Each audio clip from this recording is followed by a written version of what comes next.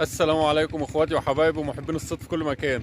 النهارده ان شاء الله هنشتغل بالريم والميه نزلت اهيت وطالعين طلعه جديده كده، ومعانا الحاج ابو شريف واستعجل ونزل اهو.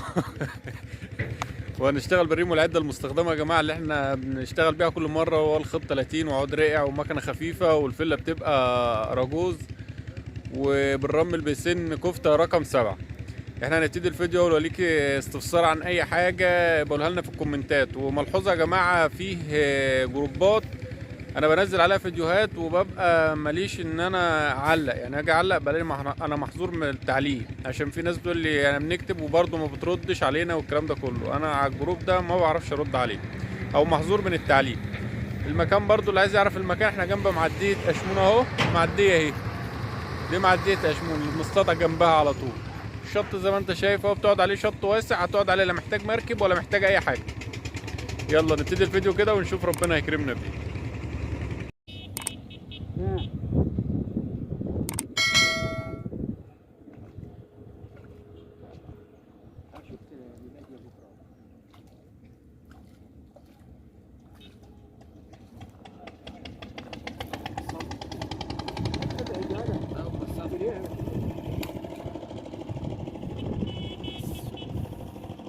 شغل الريم اهو يا جماعه. ليك استفسار عن اي حاجه اكتبها لنا في الكومنتات. لا نور درش حبيبي ابو شريف،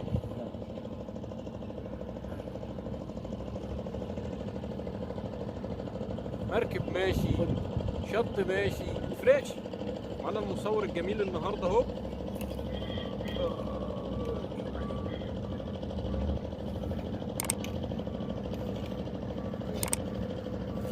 نشوف بقى تصويرك النهارده هيعمل ايه. لو كده هنشغلك مصور معانا في القناه. يلا.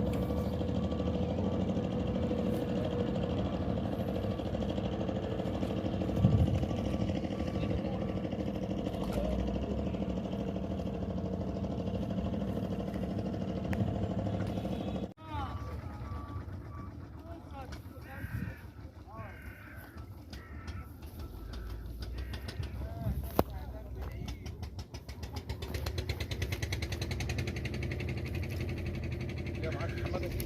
ايوه.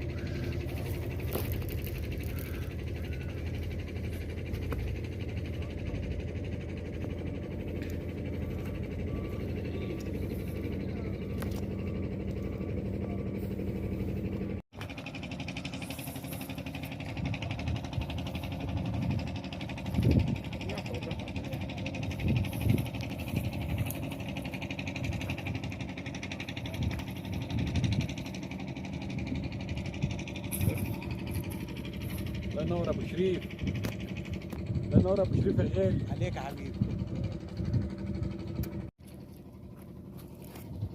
يلا زوم عليه.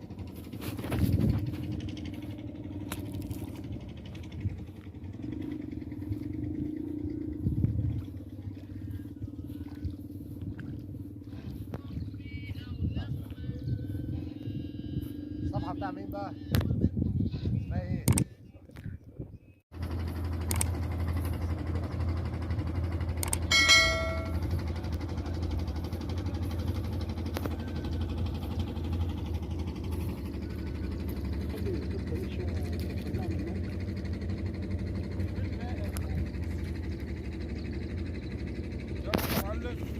ايوه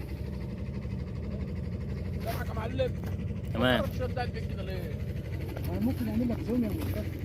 ماشي.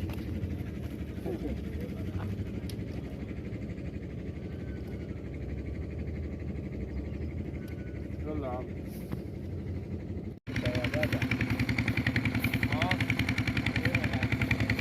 ايه رأيك؟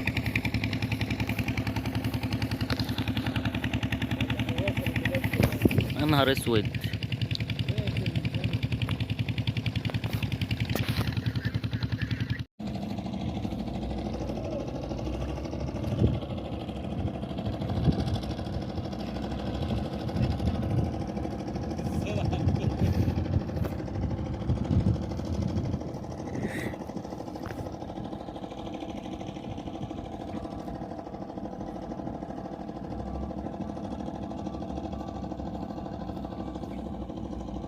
صورت يا ابني؟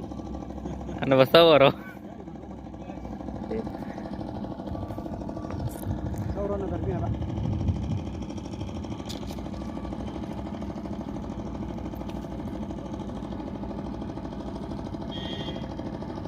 هروح الشط العادي. ايه؟